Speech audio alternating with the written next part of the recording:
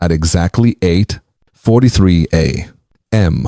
on a Thursday morning that seemed like any other, a broadcast went live, and the silence that had long protected certain political tactics finally shattered. Karoline Leavitt stepped into that studio, armed with confidence, ready to dominate the conversation like she always had.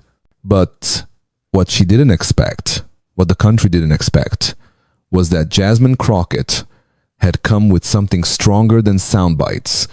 She came with proof, a single sheet of paper, signed, stamped, and soaked in strategy meant to sabotage black women in power.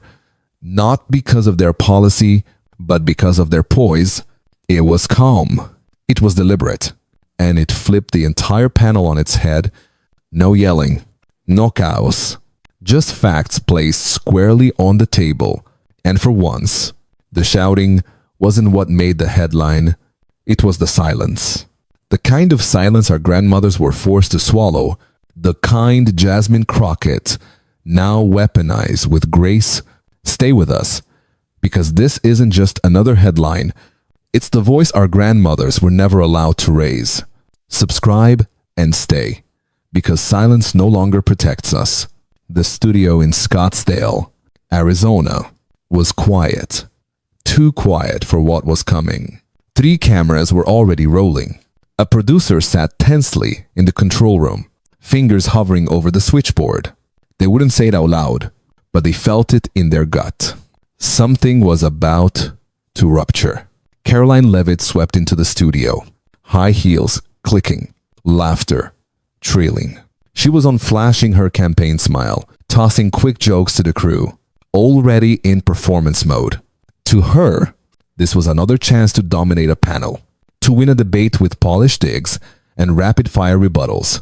But Jasmine Crockett was already there, early, alone, seated in the far corner, a navy folder resting on her lap.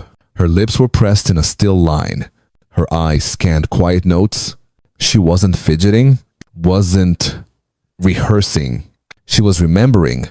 Jasmine remembered the emails, the quiet leaks, the anonymous memo that had landed in her inbox like a whisper from the very walls of Capitol Hill. No sender, no subject, just a draft memo titled Internal Strategy, Tone Calibration. And in that document, clinical, cold, and carefully calculated was a plan. Discredit minority women in Congress. Target their emotional responses.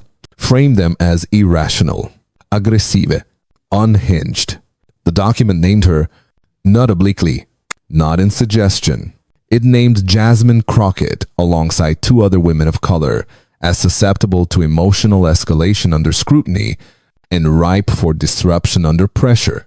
Jasmine had read those words again and again, and each time they cut deeper, not because they were shocking, but because they echoed every hallway whisper, every sideways glance, every patronizing calm down she'd heard in her years serving the public.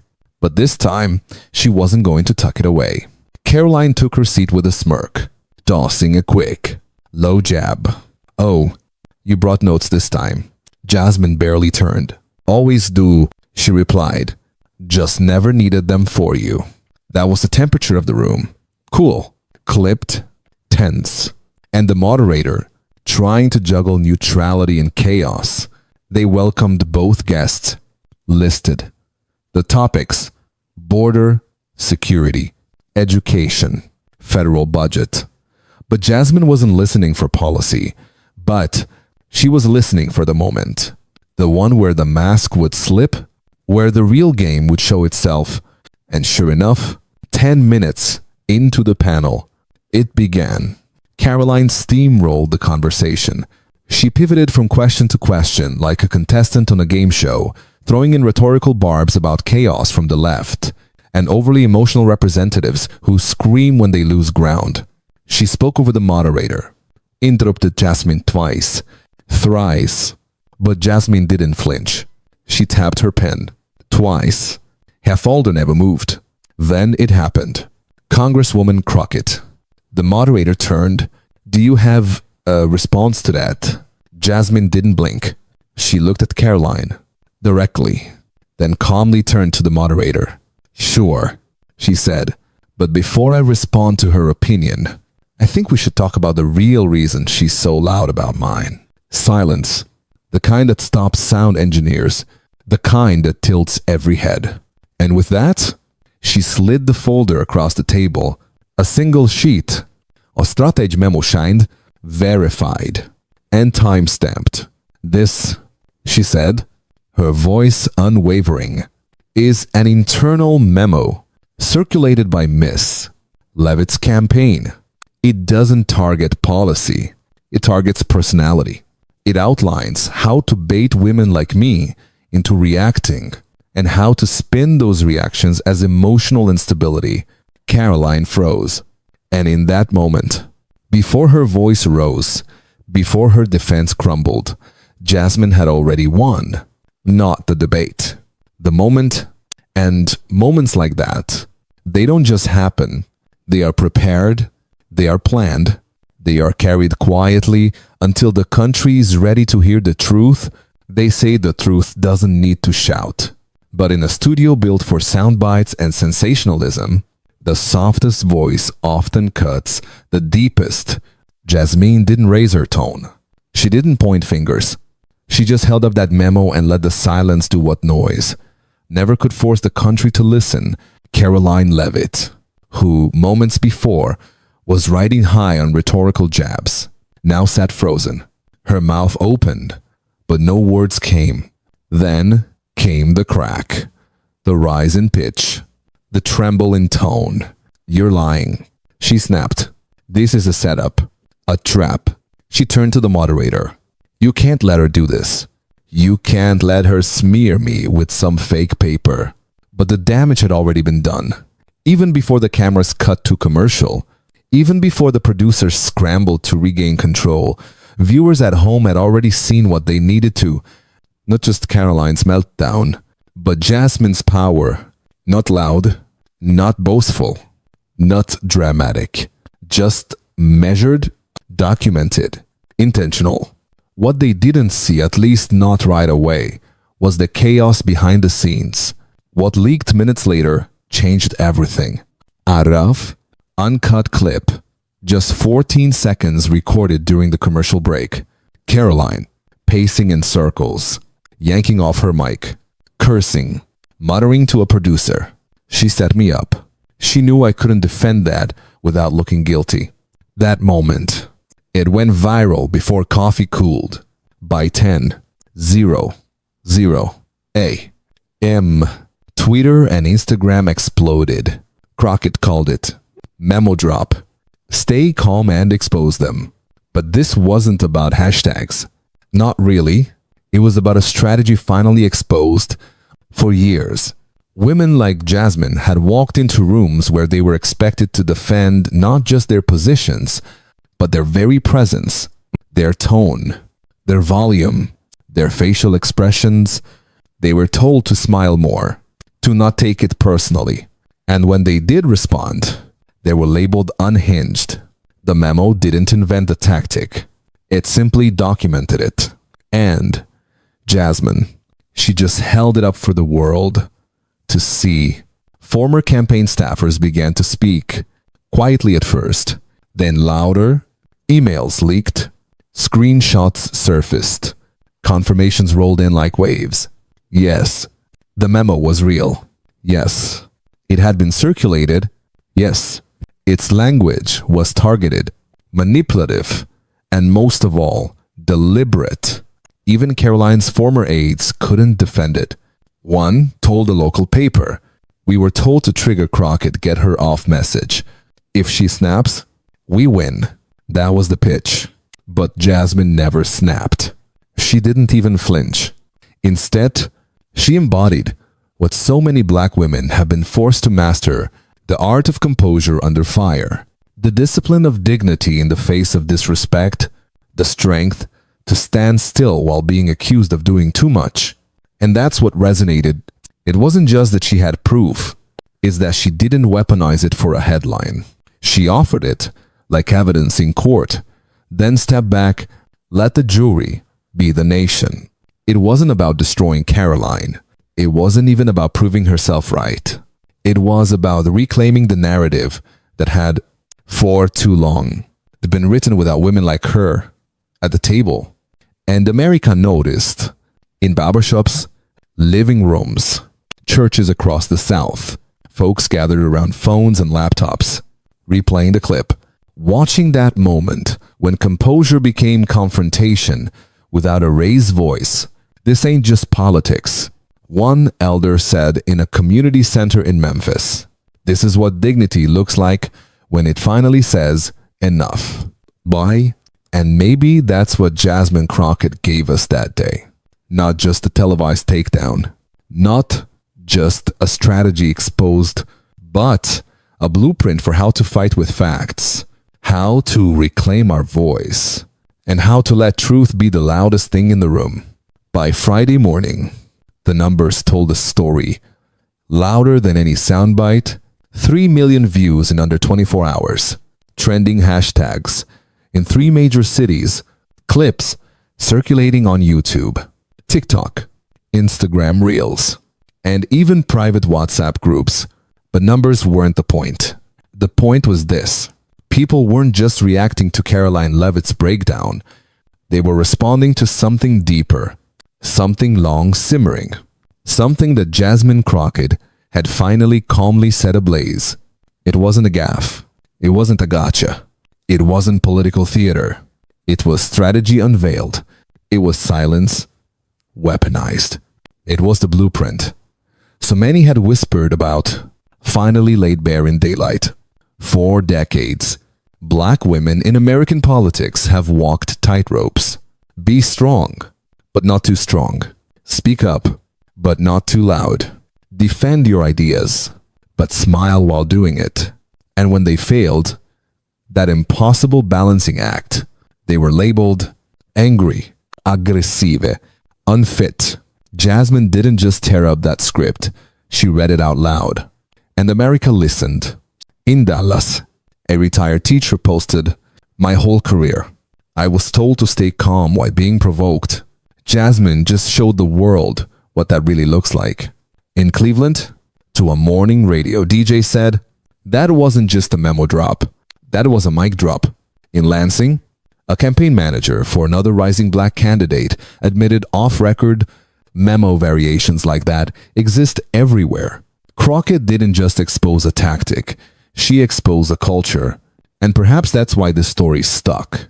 Because it wasn't just about Jasmine or Karoline, it was about us.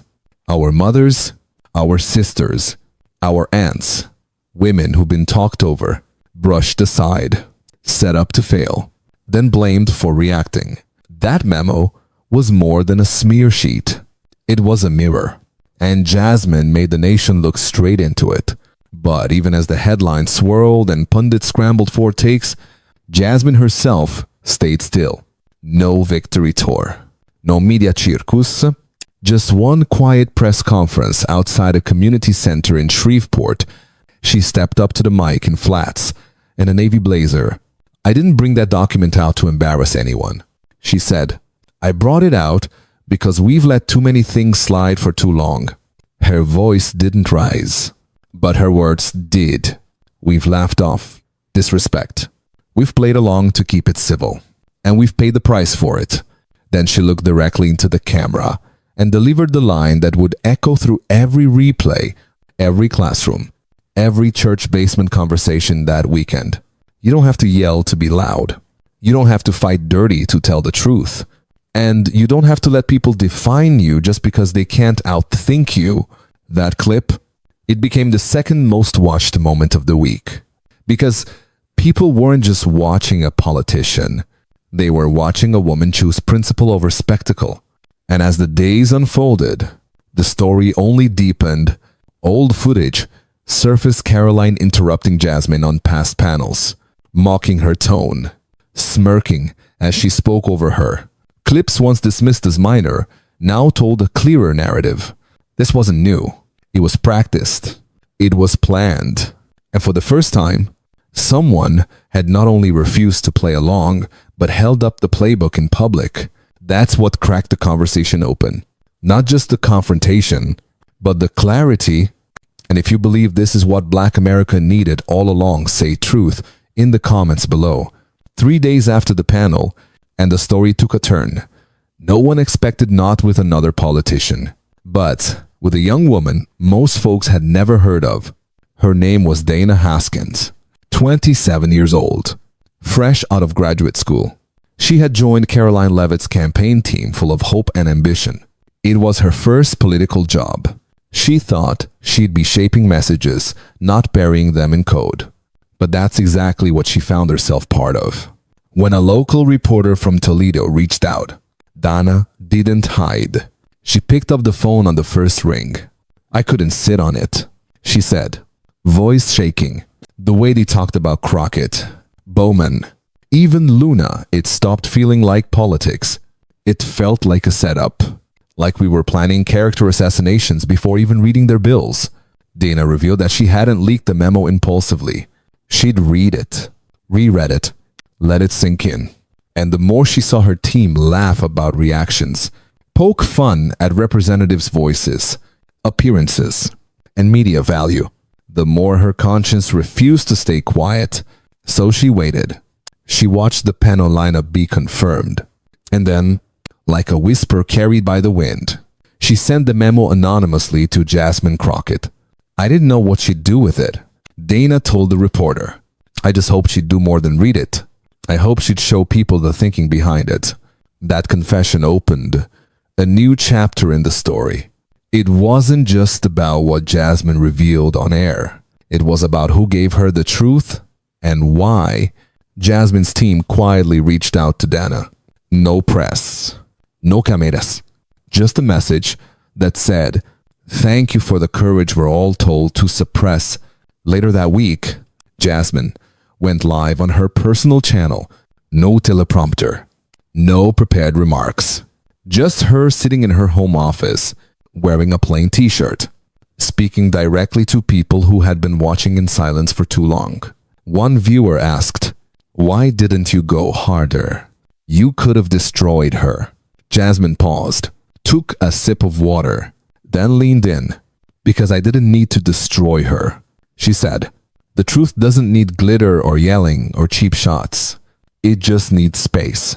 And that space, that clarity, was what made her different.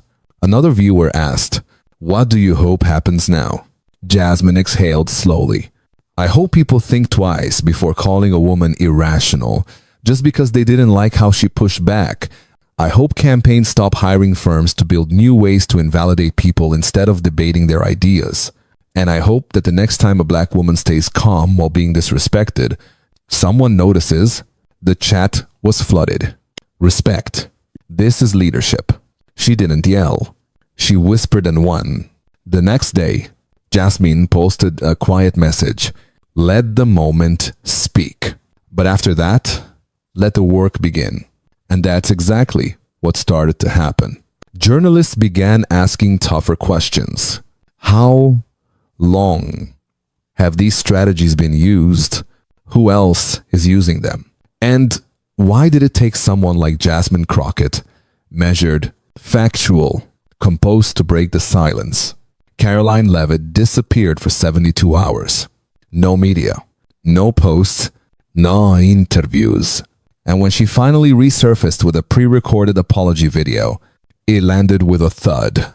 She blamed the memo on miscommunication, claimed it was unauthorized, said she never read it, but it was too late.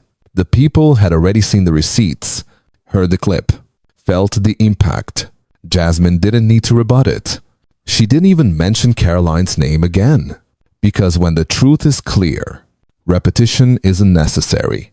And what Jasmine had offered wasn't just a correction. It was a confrontation with a culture that needed confronting. It wasn't the shouting that made history. It was the stillness. The way Jasmine Crockett sat back straight, voice steady, truth in hand, and chose not to match the chaos that was thrown at her. That kind of calm, it doesn't come easy.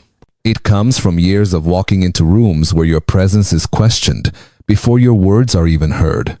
And in that panel, Jasmine didn't just speak for herself. She spoke for everyone who's ever been told to tone it down, for every woman called too emotional for asking the right question, for every black voice dismissed before the second sentence. 2 weeks after the broadcast, Jasmine stood in a small town hall in Tyler, Texas. No podium, no stage lights, just folding chairs, local folks, and a microphone that crackled when she leaned in. An older woman in the second row raised her hand. "I saw what happened on television," she said. "And I gotta ask, how do you stay that calm when someone's trying to tear you apart?" Jasmine looked down, then back up. "You breathe," she said. "You remember why you're there, and you realize it's not about you anymore. It's about everyone who never had a mic in front of them." A young man chimed in from the back. "Don't you ever feel like you're being forced to be perfect just to be taken seriously?" Jasmine nodded. "Slowly, all the time," she said. "But I stopped aiming for perfect. I aim for consistent, for clear. Because the people coming after us, they deserve more than a moment. They deserve momentum." That line, it echoed far beyond Tyler. Because this wasn't just a personal triumph. It was a cultural shift. Old panel clips were rewatched. New campaigns rewrote their strategy memos.